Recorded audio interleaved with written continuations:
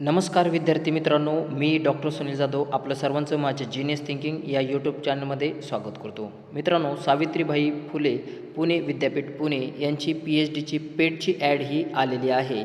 तर ही ॲड डिटेल्समध्ये काय आहे ते आपण येथे पाहूयात. हे पहा, नोटिफिकेशन आपण पाहतोय.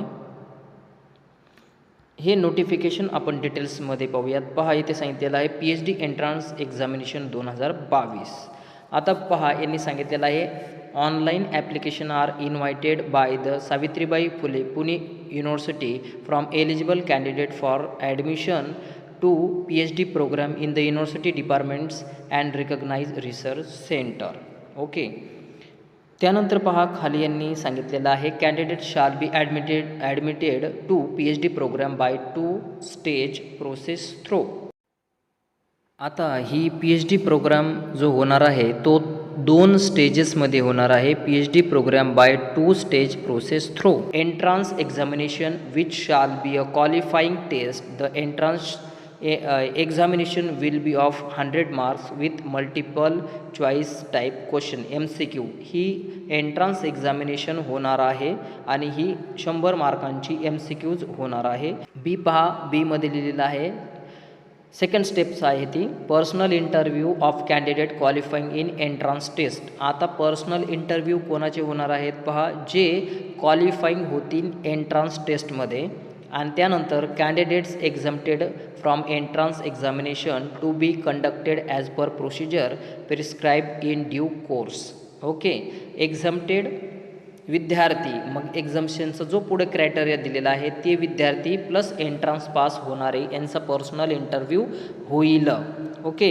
त्यानंतर बघा, एंट्रन्स टेस्ट आपली जी होणार आहे ती 2 पार्टमध्ये होणार आहे. म्हणजे आत्ताच येथे पाहिले आपण की 100 मार्कांचे MCQज क्वेश्चन येतील, पण त्यांचं नेचरसुद्धा इथं खाली दिलेलं आहे. बघा, जसं की A रिसर्च मेथडॉलॉजी 50 मार्क्स आणि B सब्जेक्ट स्पेसिफिक 50 मार्क्स. 50 आणि 50 100, टोटल पहा 100 मार्क्स. टोटल क्वेश्चन्स 100 क्वेश्चन्स, म्हणजे एका मार्कांसाठी एक क्वेश्चन. खाली त्यांनी दिले पहा, all questions shall be with multiple choice, each correct answer carries 1 mark. एका बरोबर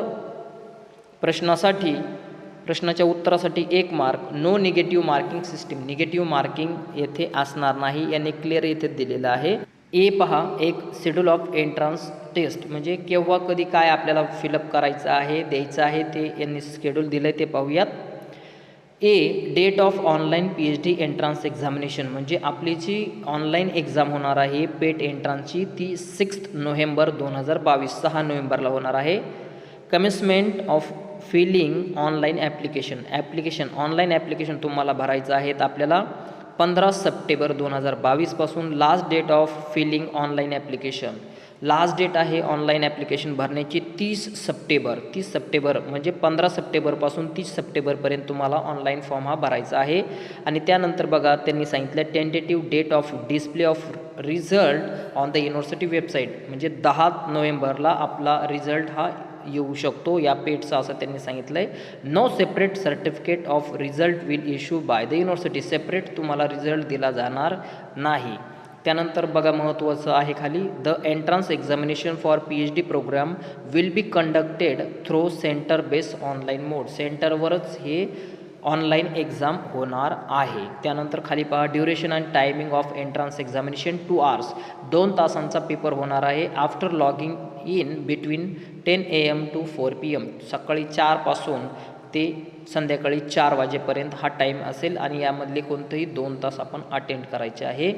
स्टँडर्ड ऑफ पासिंग, यांचं पासिंगचा क्रायटेरिया दिलेला आहे पहा.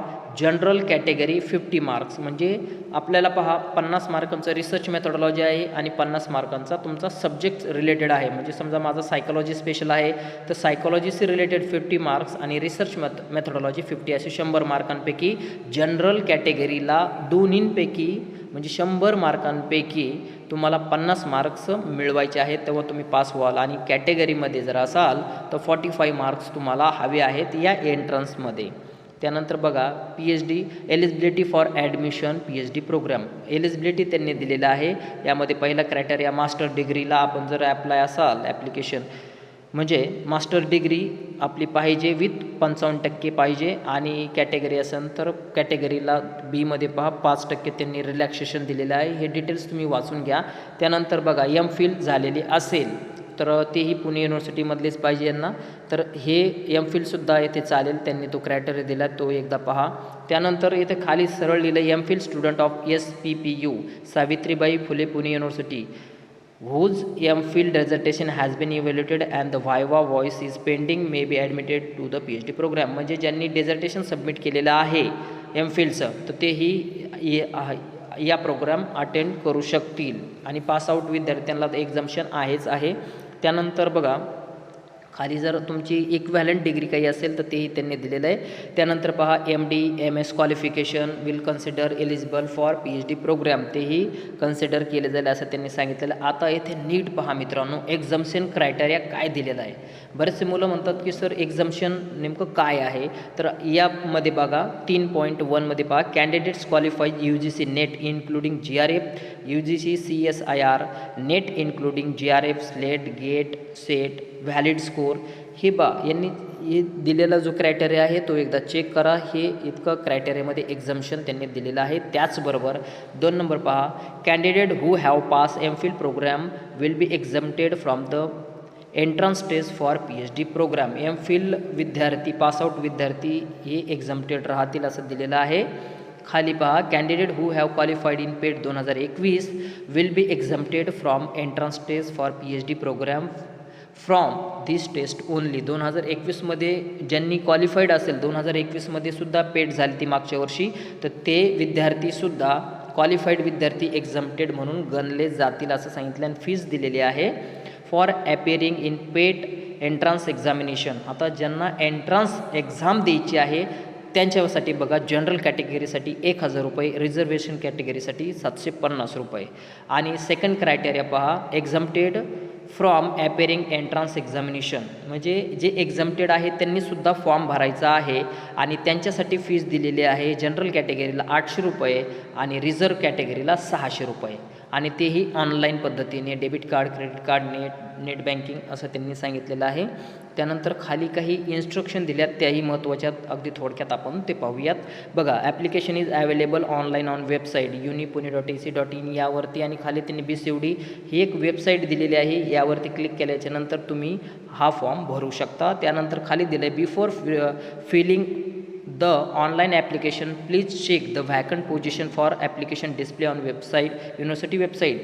म्हणजे त्यांनी असं सांगितलं फॉर्म भरण्याच्या अगोदर तुमच्या व्हॅकन्सी आहेत का, किती आहेत एकदा चेक करून घ्या. ते याच पेजमध्ये खाली आहेत ते आपण पाहूयात. बघा पुढे आता फॉर्म भरत असताना काही डॉक्युमेंट रिक्वायरमेंट आहे त्यांनी दिलं आहे ते आपण पाहूयात.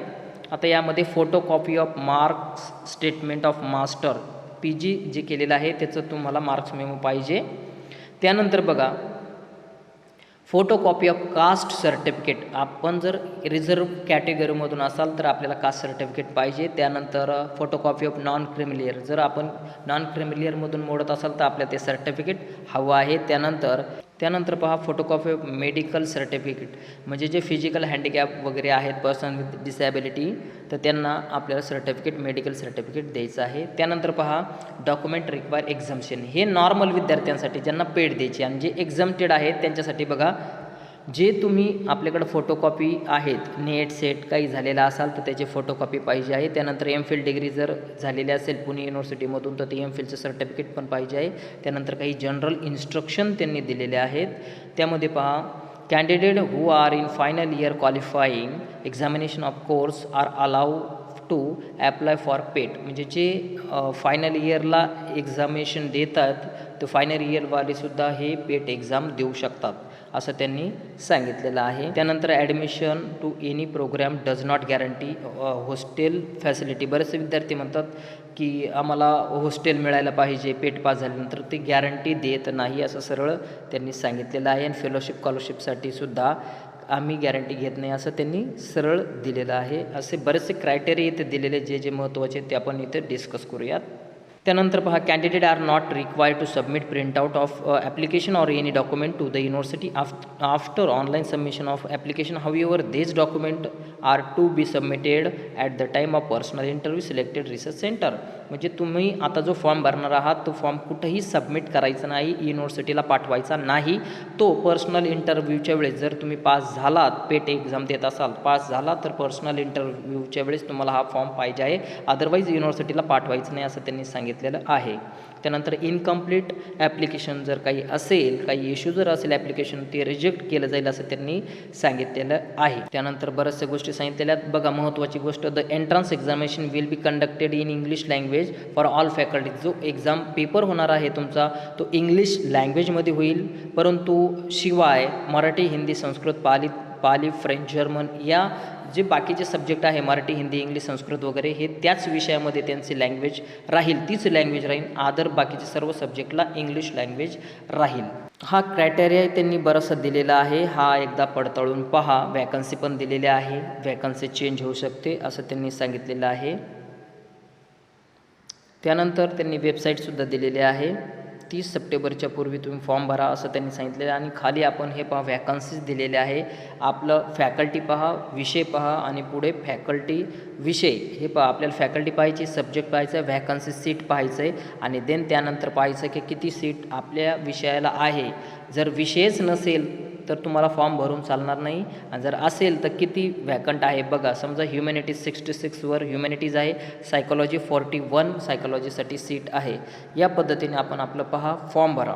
आणि विद्यार्थी मित्रांनो, मला सांगायला आवडेल की 2021ची जी पेट झाली त्यामध्ये पेट एंट्रन्ससाठी रिसर्च मेथडॉलॉजीमध्ये नेमकं टॉपिक कसे असतात, काय असतात, किंवा रिसर्च मेथडॉलॉजी बऱ्याच विद्यार्थ्यांना टफ जातात. त्यासाठी मी ऑनलाईन वर्कशॉपही खूप सारे घेतलेत. आपल्याला हवे असेल तर तसंही सांगा, मी डेफिनेटली रिसर्च मेथडॉलॉजीवरती वर्कशॉप डेफिनेटली घेईल. आणि मागच्या वर्षी खूप विद्यार्थ्यांना त्यांना फायदा झालेला आहे. फक्त पेट एक्झामसाठीच नाही आहे, तर RSC कसे क्रॅक करायचं आहे, पर्सनल इंटरव्ह्यू कसं क्रॅक करायचं आहे, यावरती खूप सारे वर्कशॉप घेतलेले आहेत. खूप सारे मुलांचा नंबरही लागलेला आहे. तर आपण सांगा, डेफिनेटली आपण सध्याला या पेटसाठी रिसर्च मेथडॉलॉजी, पेटच्या रिसर्च मेथडॉलॉजीसाठी आपण नक्कीच वर्कशॉप घेऊ.